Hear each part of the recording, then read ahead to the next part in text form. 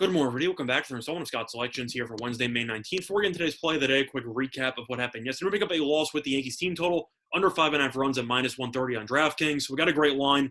I ended up going from Yankees 5.5 to 4.5, and the Yankees ended up having no runs in the first 3 innings. However, everything kind of fell apart after that for the Rangers pitching staff. Yankees had 1 run with 2 outs in the 4th. It looked like we were going to be in a nice spot there going into the 5th with about 4.5 runs of cushion.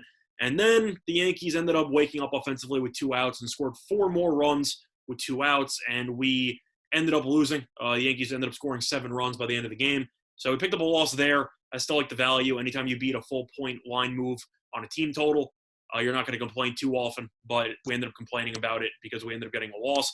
But either way, we'll look for a bounce-back winner here on Wednesday. Now, I know I've been going with baseball for the last couple of days, but of course, there are some playoffs on. You have the play-in tournament for the NBA. You also have the Stanley Cup playoffs. We're going to be talking about some hockey going into a playoff matchup. It's going to be between the Winnipeg Jets and the Edmonton Oilers, taking place at around 9 p.m. Eastern Time. And for the play of the day, we like the Oilers to win in regulation at plus 100 on DraftKings. The time recording of 2:05 a.m. Eastern Time. Couple reasons why I like the Oilers in the spot. First of all, even though Winnipeg made the playoffs, you look at how this team played down the stretch, and it completely fell apart. Winnipeg has lost 9 of its last 12 games. Did win each of the last 2. However, those were meaningless games.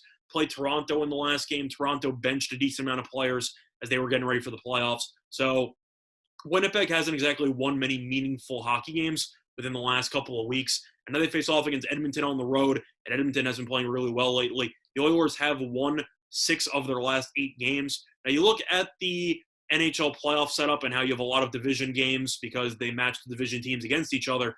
And the Oilers played against the Jets 9 times in the regular season.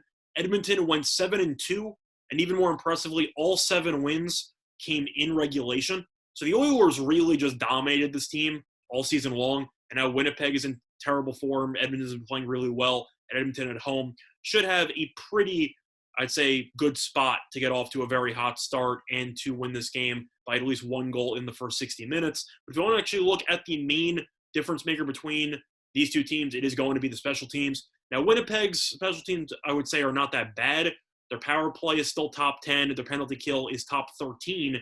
But you look at Edmonton, this team is elite on both the power play and the penalty kill. Edmonton has the best power play in the league in terms of percentage, and it has the 9th best penalty kill in the league. So if you're looking at special teams, Edmonton has a huge advantage.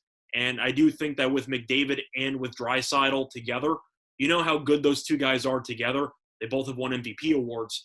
And now you're going up against a Winnipeg team that has really struggled defensively over the last couple of weeks. And on the special teams department, I do expect Edmonton to have a lot of success. I think they'll probably score at least 1 or 2 power play goals. McDavid should be flying past Winnipeg's sketchy defense. And I think Draisaitl should also be in a pretty good spot to record a couple of points. But at the end of the day, Winnipeg does have a decent roster. Of course, they traded Laine earlier in the year. Team has kind of held together since. But you're looking at who this team has. They have Blake Wheeler, who, of course, a very solid offensive center, but according to advanced metrics, he is the worst defensive forward in the entire league.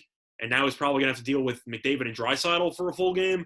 Good luck with that. I think the Oilers should have a lot of success due to their speed advantage, which has been the case all season long. And I think Edmonton should get the job done and to win this game in regulation. So the play that I once again here for Wednesday, May 19th is going to be on the Oilers to win in regulation at plus 100 on DraftKings. Bye, everyone.